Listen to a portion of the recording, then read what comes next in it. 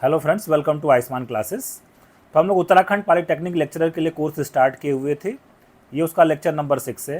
Previous lectures में हम लोगों ने बेस्ट बुक्स देखा, उसके सिलेबस को देखा और चैप्टर नंबर 2 हम लोगों ने स्टार्ट किया हुआ मैट्रिसेस एंड डिटर्मिनेंट्स, जिसमें 5 लेक्चर हो चुके हैं। तो अगर आपने उस प्रीवियस लेक्चर्स को नहीं देखा है तो उसका लिंक मैंने वीडियो के नीचे डिस्क्रिप्शन बॉक्स में दे दिया, वहाँ से आप दे सकते हैं, या आयुष्मान क्लासेस यूट्यूब चैनल के प्लेलिस्ट में जाइए, वहाँ पे उत्तराखंड पॉलिटेक्निक लेक्चरर की प्लेलिस्ट बना दी गई है, वहाँ से आप देख सकते हैं। चैनल पर अगर आप नए हैं तो चैनल को तुरंत सब्सक्राइब कर लीजिए। अगर वीडियो पसंद आए तो एक लाइक का बटन दबाना नहीं भूलिएगा। अपने दोस्तों के साथ इसको जरूर शेयर करिए। साथ ही साथ अगर आप मेरे टेलीग्राम ग्रुप या व्हाट्सएप ग्रुप में जुड़ना चाहते हैं तो उसका भी लिंक वीडियो के नीचे डिस्क्रिप्शन बॉक्स में दिया गया, वहाँ से आप जुड़ सकते हैं।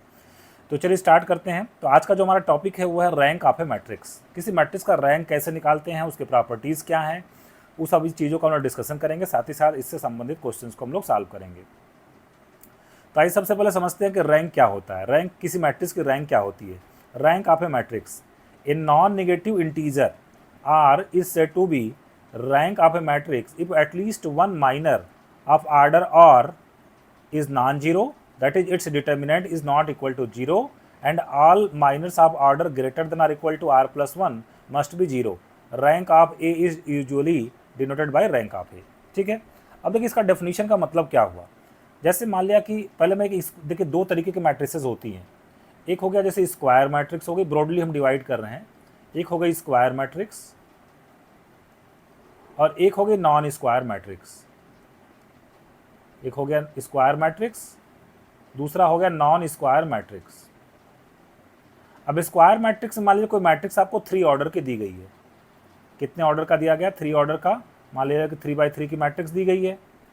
अब सबसे पहला काम हम क्या करेंगे, इसका 3 ऑर्डर का माइनर निकालेंगे, मतलब इसका डिटर्मिनेंट। सीधे सीधे 3 ऑर्डर का माइनर का मतलब इसका डिटर्मिनेंट निकालेंगे। अगर इसका डिटर्मिनेंट आ गया नॉट इक्वल टू 0, इसका मतलब इस मैट्रिक्स का जो रैंक हो जाएगा वो कितना हो जाएगा? 3 हो जाएगा। ठीक है।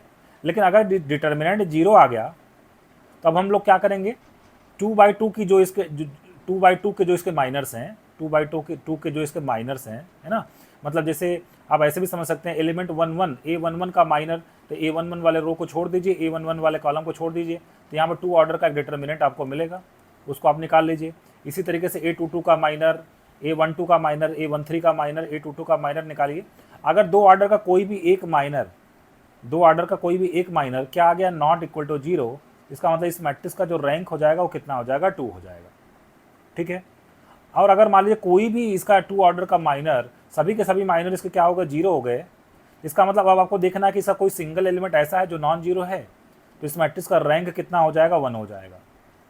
और अगर इसके सारे के सारे एलिमेंट 0 हैं, मतलब 0 मैट्रिक्स है ये, तो इसका रैंक कितना हो जाएगा? 0 हो जाएगा। ध्यान रखिएगा, 0 मैट्रिक्स का ही रैंक कितना होता है? 0 होता है।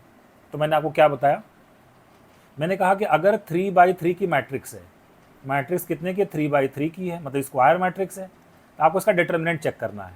इसका क्या चेक करना है? डिटर्मिनेंट। अगर डिटर्मिनेंट आ गया नॉन 0, इसका मतलब इसका रैंक 3 है।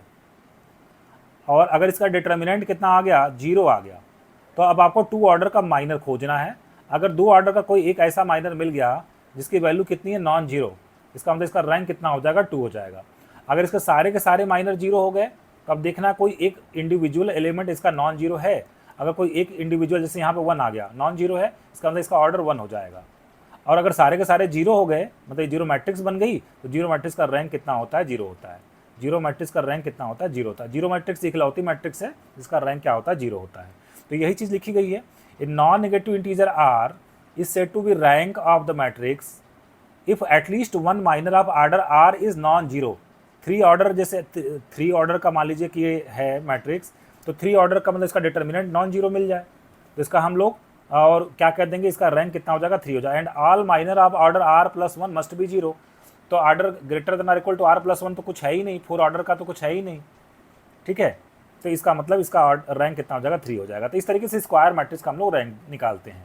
और अगर नॉन स्क्वायर मैट्रिक्स है तो उसका रैंक निकालने के लिए हम लोग एकलन फॉर्म में मैट्रिक्स को कन्वर्ट करते हैं, जिसको मैं आगे आपको डिटेल में बताऊंगा कि एकलन फॉर्म में मैट्रिक्स को कैसे कन्वर्ट किया जाता है। एकलन फॉर्म में कन्वर्ट करके हम लोग उस मैट्रिक्स का क्या निकालते हैं? रैंक निकालते हैं। तो बेसिकली जब भी मैट्रिक्स छोटी हो, मतलब 3x3 तक की मैट्रिक्स हो, स्क्वायर मैट्रिक्स हो, तो उसको हम लोग डिटर्मिनेंट मेथड से निकाल लेते हैं।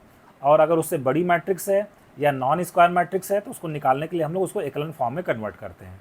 अब कुछ नोट दिया गया है, every non zero matrix having rank greater than और इक्वल टू 1, कोई भी नॉन जीरो मैट्रिक्स है ना, तो उसका रैंक कम से कम 1 जरूर होगा। कम से कम कितना होगा? 1 होगा। केवल जीरो मैट्रिक्स ऐसा है जिसका रैंक 0 होता है, only zero matrix having the rank is equal to 0। ठीक है, अब देखिए यहाँ पे एक एग्जांपल दिया गया है, जैसे मान लीजिए ये मैट्रिक्स दी गई है, इसका रैंक निकालना है, तो सबसे पहले हमने डिटर्मिनेंट निकाला इसका डिटर्मिनेंट कितना मिल गया? 0 मिल गया। डिटर्मिनेंट, इसका डिटर्मिनेंट आप निकाल के देखिए, इसका डिटर्मिनेंट आपको 0 मिल जाएगा। अब हम लोग क्या करेंगे, चूंकि 3 ऑर्डर का माइनर 0 मिल गया, अब 2 ऑर्डर के माइनर खोजेंगे हम। 2 ऑर्डर का माइनर का मतलब जैसे 3 का माइनर निकालना है, तो 3 वाला रो 3 वाला कॉलम को छोड़ दीजिए, बचा 2 4 1 2, तो 2 4 1 2 का डिटर्मिनेंट निकालेंगे, 4 - 4 0 आ जाएगा, है ना। 2 4 1 2 का डिटर्मिनेंट कितना आएगा? 0 आएगा।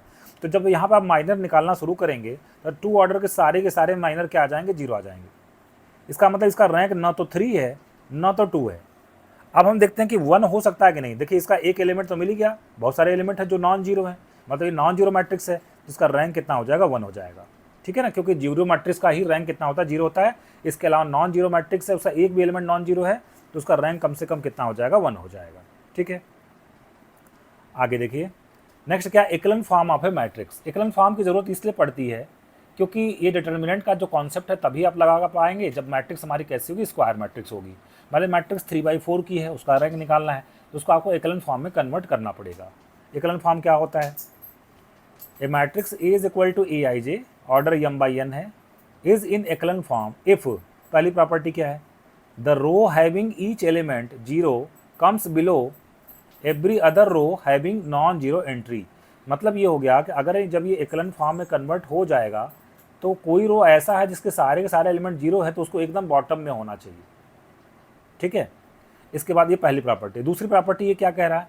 The number of 0 before the first non zero entry increases in every next row. इसका मतलब क्या हो गया? मान लीजिए पहले रो में पहला नॉन जीरो एलिमेंट यहीं पे आ गया, 1 पे आ गया, 1 2 3 मान लीजिए ऐसे है। दूसरे में तो फिर क्या होगा? दूसरे में जो नॉन जीरो एलिमेंट आना चाहिए वो दूसरे प्लेस पे आ सकता है या तीसरे प्लेस पे आ सकता है, मतलब पहले नंबर पे 0 आना चाहिए। मतलब यहाँ पे 2 आ गया, यहाँ पे 5 आ गया। ठीक है, अच्छा अगर मान लीजिए कि ये और भी बड़ी मैट्रिक्स है, ये इक्विवेलेंट फॉर्म में कन्वर्ट हो चुका है, ये 3/3 की मैट्रिक्स है, इक्विवेलेंट फॉर्म में कन्वर्ट हो चुकी है। देखिए पहले में इसको पाइवोट एलिमेंट बोलते हैं, जो पहला नॉन जीरो एलिमेंट मिलता है उसको पाइवोट एलिमेंट बोलते हैं। ठीक है, तो यहाँ पे एक पाइवोट एलिमेंट मिल गया, अब अगला पाइवोट एलिमेंट इसके राइट में मिलना चाहिए, है ना, चाहे सेकंड प्लेस पे चाहे थर्ड प्लेस पे। ये पाइवोट एलिमेंट मिल गया, मतलब इसमें 0 की संख्या पहले वाले में एक भी 0 नहीं था। नॉन जीरो एलिमेंट के पहले पहला नॉन जीरो एलिमेंट क्या? 1 के पहले कोई 0 नहीं था। दूसरे रो में पहले नॉन जीरो एलिमेंट के पहले एक 0 आ गया। और भी बड़ी मैट्रिक्स होती तो अगला जो नॉन जीरो एलिमेंट आता उसके पहले 2 0 आने चाहिए, कम से कम 2 0 आने चाहिए। तो इस तरीके से इसको हम लोग क्या बोलते हैं? इक्विवेलेंट फॉर्म बोलते हैं। थोड़ी सी और बड़ी मैट्रिक्स लेके मैं दिखाता हूँ। जैसे मान लिया कि यहाँ गया 1 2 3 4, तो अगला यहाँ पे आना चाहिए, अगला यहाँ पे 0 आना चाहिए, 0 5 6 7। अब अगला 2 0 आना चाहिए, 0 0 5 2। ठीक है, तो ये भी मैट्रिक्स हमारे किस फॉर्म में है? इक्विवेलेंट फॉर्म में है। ठीक है, देखिए यहाँ पे ये पहला पाइवोट एलिमेंट मिल गया, मतलब पहला नॉन जीरो एलिमेंट, इसके पहले एक भी 0 नहीं है। फिर अगले रो में जो पाइवोट एलिमेंट मिल रहा है उसके पहले एक 0 आ गया। अगले रो में जो पाइवोट एलिमेंट मिल रहा है उसके पहले कितना 0 आ गया? 2 0 आ गया। तो 0 की संख्या बढ़, ये 2 कंडीशन दिया गया है कि कोई रो ऐसा है जिसके सारे एलिमेंट 0 है तो उसको एकदम बॉटम में होना चाहिए। दूसरा, the number of zeros before the first non zero entry increases in the every next row. जैसे जैसे नीचे बढ़ते जाएंगे पहले नॉन जीरो एलिमेंट के पहले 0 की संख्या क्या होती जानी चाहिए? बढ़ती जानी चाहिए। ठीक है, अब इक्विवेलेंट फॉर्म में कन्वर्ट करने के लिए कौन से ऑपरेशंस हम लगाते हैं? To reduce given matrix into equivalent form we use elementary row या column operations. These operations are what?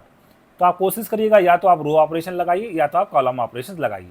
जैसे रो ऑपरेशन लगाने हैं तो पहला एलिमेंट्री ऑपरेशन ये है कि किसी भी 2 रो को हम लोग आपस में क्या कर सकते हैं? इंटरचेंज कर सकते हैं। डबल एरो का मतलब हो गया, जैसे मैं लिख दिया ऐसे डबल एरो लगा के R1 और यहाँ लिख दिया R3, इसका मतलब R1 के प्लेस पे R3 को लिखना है और R3 के प्लेस पे R1 को लिखना है। तो किसी भी दो रोज को हम लोग आपस में क्या कर सकते हैं? इंटरचेंज कर सकते हैं। दूसरा ऑपरेशन क्या है? Ri is replaced by Kri। मतलब ये होगा जैसे R1 में आप चाहें तो किसी नॉन जीरो एलिमेंट से मल्टीप्लाई कर सकते हैं, R1 is replaced by 2R1, ऐसा ऑपरेशन आप लगा सकते हैं। क्यों लगाना है? क्योंकि हमको इसको इक्विवेलेंट फॉर्म में कन्वर्ट करना है।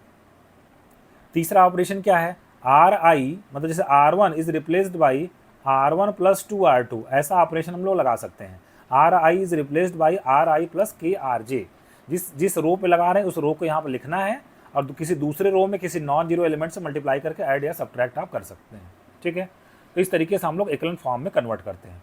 The number of non zero rows in an echelon form of a matrix is called the rank of A. देखिए जैसे यहाँ पे इसकी बात करें तो एक नॉन जीरो रो हो गया, मतलब एक पाइवोट एलिमेंट मिल गया, दूसरा पाइवोट एलिमेंट मिल गया, तीसरा पाइवोट एलिमेंट मिल गया। इसका मतलब इस मैट्रिक्स का जो रैंक है वो कितना हो जाएगा, 3 हो जाएगा। ठीक है, एक और कॉन्सेप्ट है rank of A is equal to rank of A transpose. किसी मैट्रिक्स का रैंक और उसका ट्रांसपोज का रैंक क्या होता है, बराबर होता है। अब रैंक के बाद आता है कि हमारी नलिटी क्या होती है। नलिटी ऑफ ए को हम लोग एन से डिनोट करते हैं। ये इस तरीके से क्या होता है, number of columns in A minus rank of A. तो कभी भी किसी मैट्रिक्स की नलिटी निकालनी हो इसके लिए फार्मूला ये हो जाएगा नंबर ऑफ कॉलम्स, ठीक है, number of columns minus rank of A हो जाएगा, है ना। रैंक नलिटी थ्योरम हम लोग कहते हैं ना, rank of A plus nullity of A is equal to number of columns हो जाएगा। ठीक है, तो ये हमारे पास कुछ प्रॉपर्टीज़ हो गई। आइए जरा क्वेश्चन पे इसको अप्लाई करके देखते हैं, फिर उसके बाद कुछ और प्रॉपर्टीज़ को हम लोग देखेंगे। पहला में दिया गया एक मैट्रिक्स दी गई ए 3/3 की है। पूछा जा रहा है इस मैट्रिक्स का रैंक क्या है। तो आपने देखा ये स्क्वायर मैट्रिक्स है, तो बेटर ये होगा कि इसका हम लोग डिटर्मिनेंट मेथड से रैंक निकालें। ठीक है, तो सबसे पहले हम लोग इसका डिटर्मिनेंट निकालेंगे। तो इसका जब हम लोग डिटर्मिनेंट निकालेंगे, डिटर्मिनेंट ऑफ ए, तो कितना आएगा, फर्स्ट रो के लांग एक्सपेंड कर देते हैं। 2 इंटू कितना हो जाएगा 12 माइनस 12 मतलब 0, फिर -1 इंटू कितना हो जाएगा 24 माइनस 6, 24 माइनस 6 कितना आ जाएगा 18।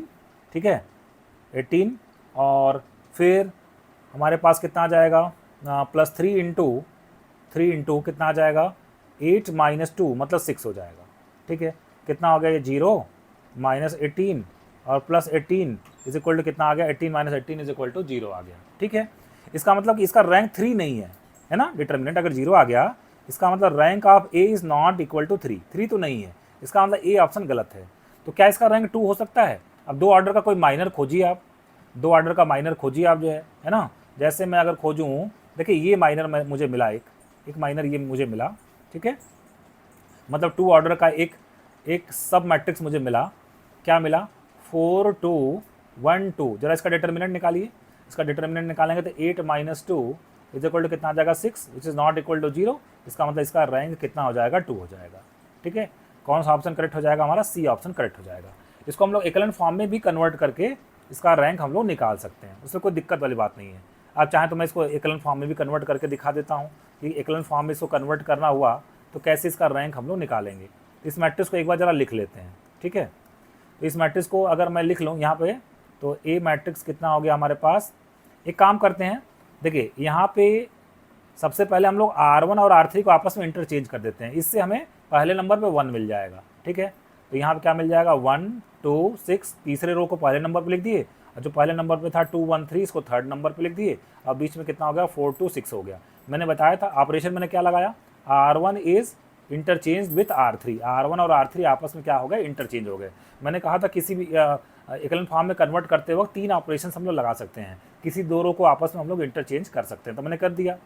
अब इसके बाद देखिए ये 1 है ना, इसके नीचे हम लोग 0 बनाएंगे, तो क्या ऑपरेशन लगाएंगे, R2 is replaced by R2 minus 4R1 और R3 is replaced by R3 minus 2R1। ठीक है, ये 2 ऑपरेशन हम लोग लगाएंगे मैट्रिक्स पे।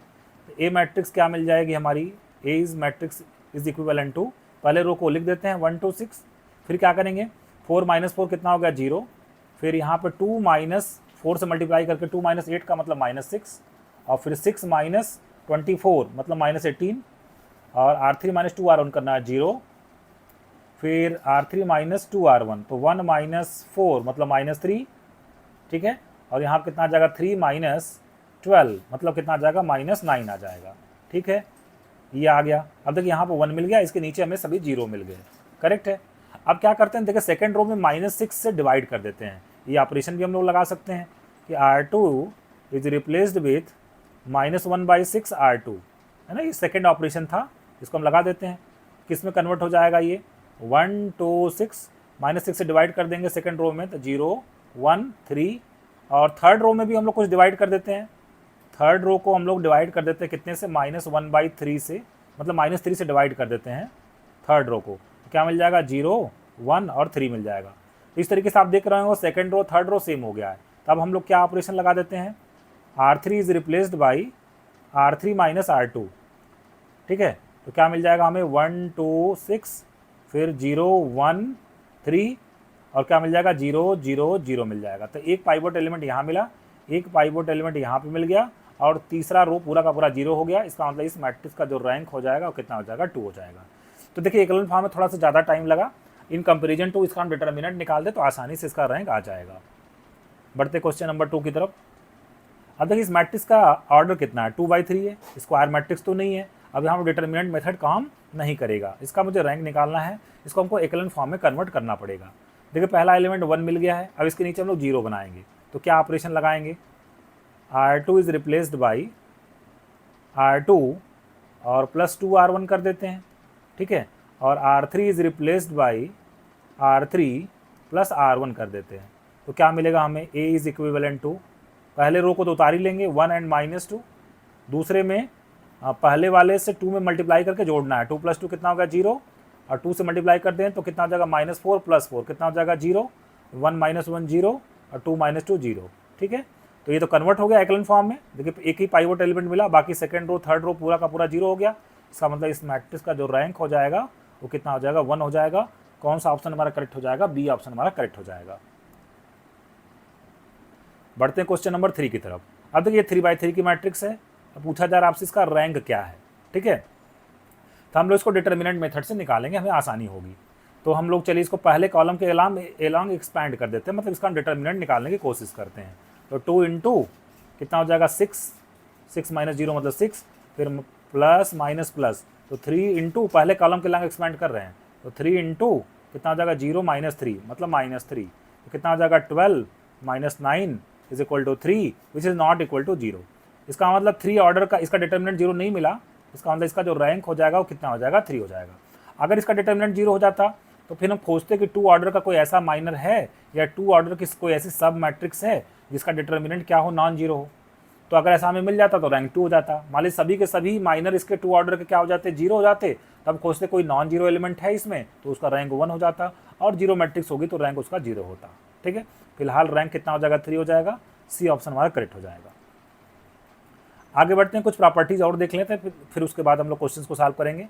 कहा जा रहा है if A is M cross N matrix, अगर ए m/n मैट्रिक्स है तो कहा जा रहा है ए का रैंक निकालिए, या ए इंटू ए ट्रांसपोज का रैंक निकालिए, या ए ट्रांसपोज इंटू ए का रैंक निकालिए, या ए ट्रांसपोज का रैंक निकालिए, सभी के सभी बराबर होते हैं। तो ऑब्जेक्टिव क्वेश्चन में आपको काम करेगा कि ए का रैंक निकालें, चाहे ए ट्रांसपोज का रैंक निकालें, चाहे ए इंटू ए ट्रांसपोज का रैंक निकालें, चाहे ए ट्रांसपोज इंटू ए का रैंक निकालें, ये सभी के सभी बराबर होते हैं, ये सभी के सभी रैंक क्या होते हैं, बराबर होते हैं, ठीक है। इसके बाद एक डेफिनेशन है कि एलिमेंट्री मैट्रिक्स क्या होती है। A matrix obtained by applying single elementary operation on a unit matrix is called the elementary matrix, ठीक है। यूनिट मैट्रिक्स में सिंगल एलिमेंट्री ऑपरेशन अगर आप लगा देते हैं तो जो नई मैट्रिक्स मिलती है उसको हम लोग एलिमेंट्री मैट्रिक्स बोलते हैं। जैसे हम यहाँ पे मान लिया कि एक आइडेंटिटी मैट्रिक्स लिए i इज इक्वल टू 1 0 0 0 1 0 0 0 1। अब देखिए इसमें एक ऑपरेशन लगा देते हैं, R1 और R2 को आपस में इंटरचेंज कर देते हैं, तो कर दिया तो एक नई मैट्रिक्स ये मिल गई, ठीक है। और यहाँ पे एक दूसरे तरीके का ऑपरेशन लगाया है, R3 is replaced with R3 + 2R2, एक सिंगल ऑपरेशन लगाया है, ये मैट्रिक्स मिल गई है। तो ये दोनों के दोनों जो मैट्रिसेस हैं यहाँ पे मिली हैं, ये लेफ्ट में राइट में, इनको हम लोग क्या बोलेंगे, एलिमेंट्री मैट्रिक्स बोलेंगे, ठीक है। अब देखिए रैंक की कुछ और इंपॉर्टेंट प्रॉपर्टीज़ हैं, उसको ज़रा देख लेते हैं। ए m/n की मैट्रिक्स है, b n/p की मैट्रिक्स है, तो इसका मतलब मैट्रिक्स मल्टीप्लिकेशन पॉसिबल है, क्योंकि ए में नंबर ऑफ कॉलम्स बी में नंबर ऑफ रोज बराबर हैं। इसका मतलब कि यह मैट्रिक्स मल्टीप्लिकेशन पॉसिबल है, ठीक है। तो ये कह रहे हैं रैंक ऑफ ए बी जो आएगा that is less than or equal to minimum of rank of A rank of B. इस चीज़ को ध्यान रखना है कि अगर ए बी का मल्टीप्लिकेशन पॉसिबल है तो ए बी का जो रैंक आता है वो less than or equal to क्या आता है, minimum of rank of A comma rank of B. तो ए बी मतलब दोनों मैट्रिक्स के मल्टीप्लिकेशन का रैंक उनके इंडिविजुअल रैंक में जो मिनिमम होगा उससे भी छोटा या बराबर होता है, ये पहली प्रॉपर्टी है। दूसरी प्रॉपर्टी ये है if A is any matrix, मान लीजिए ए कोई मैट्रिक्स है और बी एक non singular matrix, non singular matrix का मतलब इसका डिटर्मिनेंट 0 ना हो, इसका डिटर्मिनेंट 0 ना हो, अगर वो मल्टीप्लाई कर दें तो उसका रैंक पे कोई इफेक्ट नहीं पड़ता है ना। जैसे रैंक ऑफ ए मुझे निकालना था, अब मुझे बी एक मैट्रिक्स ऐसी मिल गई है जो कैसी मैट्रिक्स है, नॉन सिंगुलर मैट्रिक्स है, मतलब जिसका डिटरमिनेंट 0 नहीं है, तो उसका मल्टीप्लाई कर देंगे तब भी ए के रैंक पे कोई फर्क नहीं पड़ेगा, rank of A B is equal to rank of A हो जाएगा। ये दूसरी प्रॉपर्टी है। तीसरी प्रॉपर्टी बहुत ज़बरदस्त है, इसको फ्रोबेनियस इनइक्वालिटी भी हम लोग बोलते हैं, है ना, बहुत इंपॉर्टेंट है, ज़बरदस्त है। फ्रोबेनियस इनइक्वालिटी, फ्रोबेनियस इनइक्वालिटी बहुत इंपॉर्टेंट है, एकदम ध्यान रखिएगा। एज जैसे आप फार्मूला याद करते हैं उसी तरीके से इसको याद कर लेना। फ्रोबेनियस इनइक्वालिटी क्या होती है कि रैंक ऑफ ए बी, ये सब जो हम लोग प्रॉपर्टी जिसे पढ़ रहे हैं ना, देखिए ये वाली प्रॉपर्टी पढ़े, ए बी मल्टीप्लिकेशन के लिए पढ़ रहे हैं, है ना, तो rank of A B is always greater than और equal to rank of A plus rank of B minus N. N क्या है, एन क्या है, नंबर ऑफ कॉलम्स है ना। अगर वो स्क्वायर मैट्रिक्स, मान ली ए और बी दोनों स्क्वायर मैट्रिक्स है तब तो कुछ करना ही नहीं है, उसका एक ही ऑर्डर होगा। लेकिन अगर मान ली ए एम बाई एन का है, बी एन बाई पी का है, तो यहाँ पे इस एन का सेंस है कि जो पहले मैट्रिक्स में जो नंबर ऑफ कॉलम्स है वही यहाँ पे एन इस्तेमाल करना है आपको। तो rank of A B is greater than और equal to rank of A plus rank of B minus N. ठीक है, अब देखिए इसी से ये भी बनाया जाता है, जैसे हम लोगों ने पढ़ा था ना, rank of A plus nullity of A is equal to number of columns, is equal to number of columns. ठीक है, ये हम लोगों ने पढ़ा था। ठीक है, तो यहाँ पे जब रैंक ऑफ ए बी बनाया हमने, तो नलिटी के लिए भी रिजल्ट निकाल सकते हैं हम लोग। नलिटी ऑफ ए बी, तो हमें क्या लिखना पड़ेगा, nullity of A B is equal to N minus rank of A, rank of A B, यही चीज़ लिखा गया है। देखिए यहाँ पे पहले यहाँ पे फ्रोबेनियस इनइक्वालिटी लिखी गई, उसका रैंक ऑफ ए बी को लिख दिया गया N minus nullity of A B. तो क्या हो जाएगा, फिर यहाँ पे भी हमको राइट हैंड साइड में भी वही काम करना पड़ेगा, एन माइनस फिर rank of A plus N minus, मतलब यहाँ पे जो रैंक ऑफ ए है उसको क्या लिखेंगे, N minus nullity of A, rank of B को क्या लिखेंगे, N minus nullity of B minus N है। तो जब कट करेंगे तो नलिटी में क्या रिलेशन आएगा, nullity of A B is less than और equal to nullity of A plus nullity of B. तो रैंक में ये संबंध है, rank of A B is greater than और equal to rank of A plus rank of B minus N, और nullity में क्या संबंध है, nullity of A B is less than और equal to nullity of A plus nullity of B. ठीक है, ये कुछ फार्मूले हैं। अब देखिए इस पे बेस्ट कुछ क्वेश्चन दिया गया है, यहाँ पर समझते हैं जरा। कहा जा रहा है कि if A is square matrix of order 17, ए का ऑर्डर कितना है, ऑर्डर है 17 है। ठीक है, स्क्वायर मैट्रिक्स ऑर्डर 17 है। Rank of A cube is equal to कितना दिया गया, 3 दिया गया है। Rank of A cube is equal to दिया गया 3, पूछ रहे possible rank of A is equal to what. ठीक है, अब देखिए यहाँ पे हम लोग क्या प्रॉपर्टी लगाने वाले हैं, यहाँ पे कौन सी प्रॉपर्टी लगाएंगे हम लोग। अब देखिए अभी हम लोग ने फ्रोबेनियस इनइक्वालिटी पढ़ा था, वो क्या था जरा समझते हैं एक बार। Rank of A B is greater than और equal to rank of A plus rank of B minus N. अब अगर इसमें इस फार्मूले में मैं बी को अगर ए से रिप्लेस कर दूं तो मेरे पास क्या बनेगा, rank of A square is greater than और equal to rank of A plus rank of A, मतलब 2 टाइम्स रैंक ऑफ ए। ठीक है, 2 टाइम्स रैंक ऑफ ए, और कितना हो जाएगा, माइनस कितना हो जाएगा, एन हो जाएगा। ठीक है, माइनस एन हो जाएगा। ठीक है, अब मान लीजिए कि मैं इसमें रैंक ऑफ ए स्क्वायर के लिए फार्मूला निकल गया। इसी तरीके से जब आप रैंक ऑफ ए क्यूब निकालेंगे, है ना, रैंक ऑफ ए क्यूब निकालेंगे, तो वो आपके पास आ जाएगा ग्रेटर देन और equal to 3 times rank of A, 3 times rank of A, और कितना आ जाएगा, माइनस यहाँ पर 2n आ जाएगा। ठीक है, तो इन जनरल अगर फार्मूला हम बना दें इसके लिए कि मतलब रैंक ऑफ ए की पावर के अगर मुझे निकालना हो तो क्या आएगा, ग्रेटर देन और इक्वल टू कितना आ जाएगा, के टाइम्स, जैसे देखिए यहाँ पर 2 पावर था तो यहाँ 2 आ गया, यहाँ जब 3 पावर था तो यहाँ पर 3 आ गया, जब यहाँ पर के पावर है तो यहाँ पर आ जाएगा के टाइम्स रैंक ऑफ ए। अब देखिए जब ए स्क्वायर था तो एक n सब्ट्रैक्ट किए थे, जब ए क्यूब था तो 2n सब्ट्रैक्ट किए थे, जब ए की पावर के होगा तो हम लोग क्या करेंगे, के माइनस 1 सब्ट्रैक्ट करेंगे, के माइनस 1 टाइम्स क्या आ जाएगा, n आ जाएगा। ठीक है, ये फार्मूले की तरह इसको भी आपको ध्यान में रखना है। एज ए फार्मूला हम लोग ने फ्रोबेनियस इनइक्वालिटी से ये फार्मूला हम लोगों ने निकाल लिया। ठीक है, अब देखिए यहीं से आप ये भी समझ सकते हैं कि rank of A is greater then what, rank of A square, है ना, rank of A is greater then rank of A square. क्योंकि देखिए रैंक ऑफ ए स्क्वायर कैसे आ रहा है, 2 times rank of A minus N कर रहे हैं, तो रैंक ऑफ ए स्क्वायर क्या होता है, मतलब ये फार्मूला भी होता है, rank of A is greater then rank of A square greater then rank of A cube and बल्कि आप इक्वल टू भी लगा सकते हैं, dot dot dot dot dot. ठीक है, ये भी फार्मूले की तरह आप इसको यहाँ से इस्तेमाल कर सकते हैं। मतलब जैसे जैसे यहाँ पे पावर बढ़ाते जाएंगे ए का, वैसे वैसे इसका रैंक क्या होता जाता है, घटता जाता है। ठीक है, अब देखिए ये सब चीज़ें करने से हमें फ़ायदा क्या है, इस क्वेश्चन को जरा समझते हैं। ये कह रहे हैं rank of A cube is equal to 3, तो पूछ रहे हैं कि ए का रैंक क्या हो सकता है। ठीक है, अब देखिए रैंक ऑफ ए क्यूब अगर हम लोग निकालें तो इस फार्मूले से क्या लिखेंगे, rank of A cube is greater than or equal to 3 times rank of A minus 2n, 2 जहाँ पे n क्या order of the matrix, order कितना 17 है, और रैंक ऑफ ए क्यूब कितना दिया गया, 3 दिया गया है, तो 3 is greater than or equal to 3 times rank of A minus 34, तो 34 और 3 कितना जाएगा 37, तो 3 times rank of A is less than or equal to 37।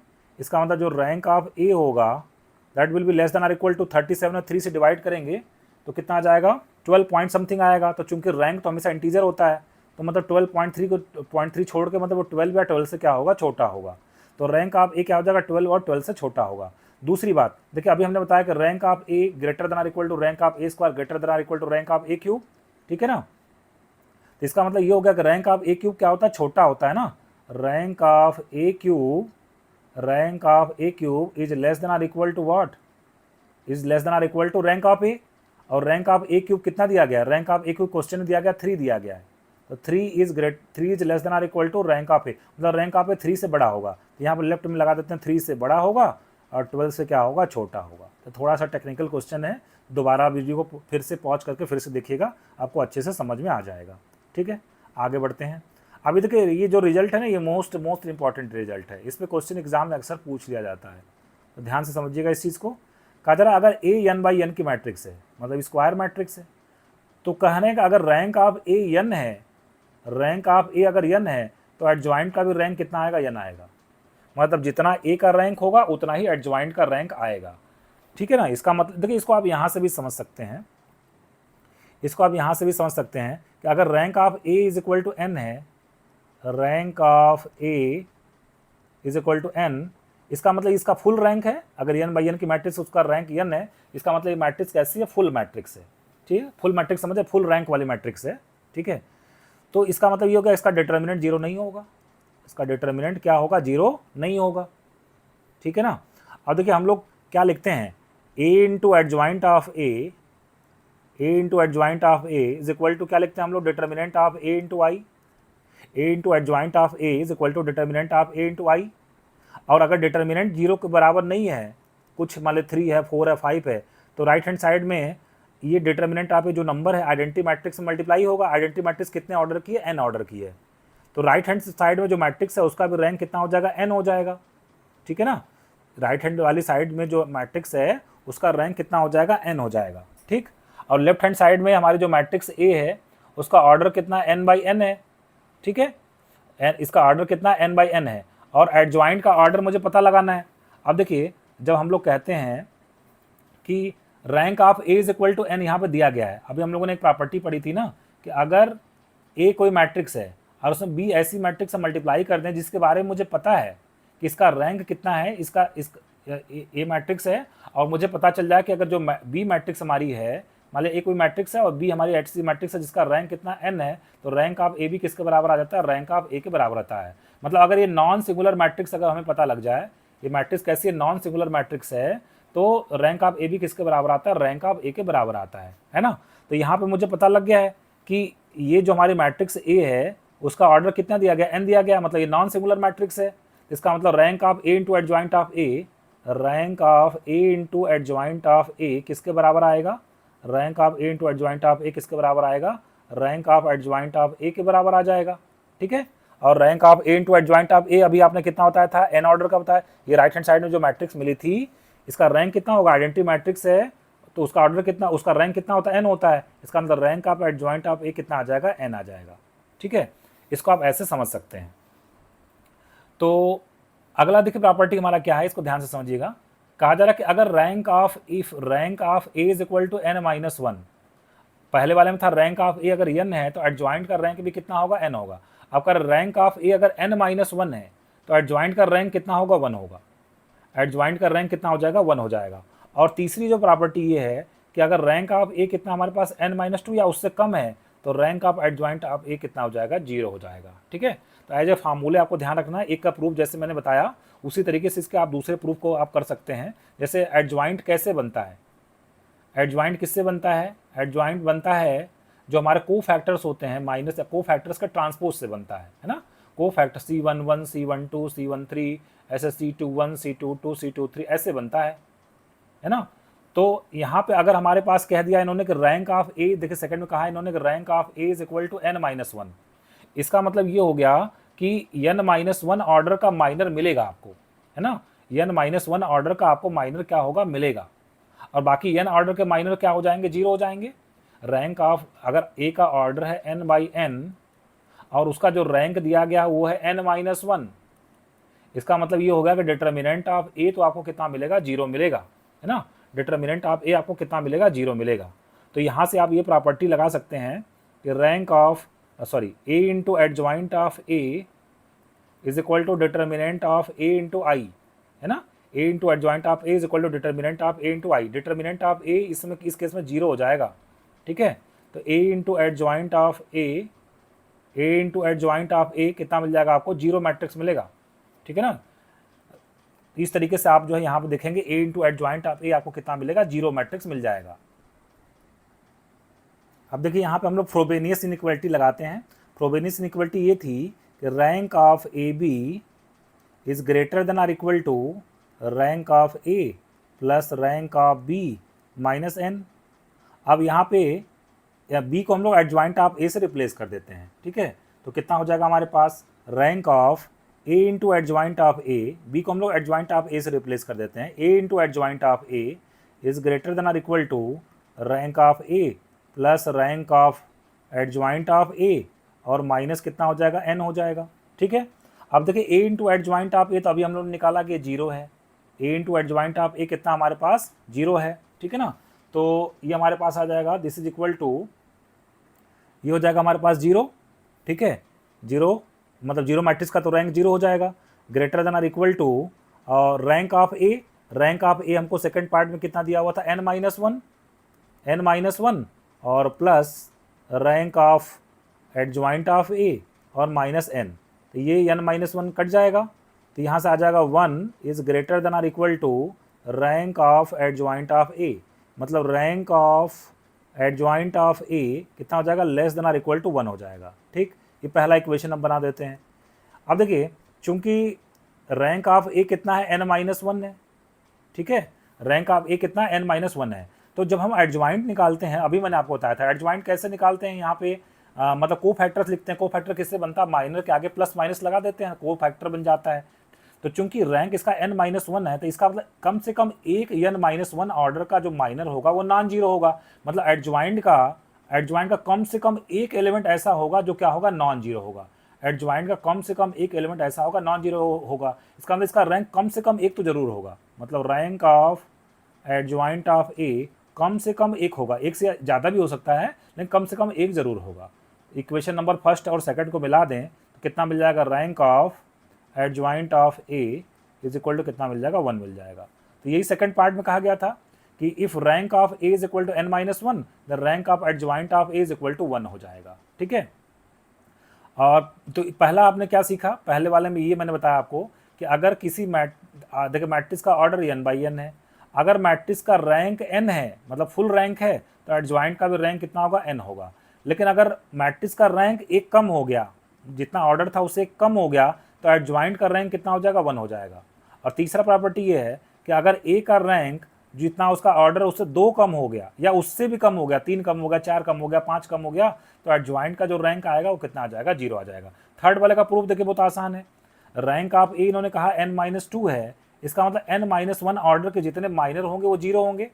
Minors of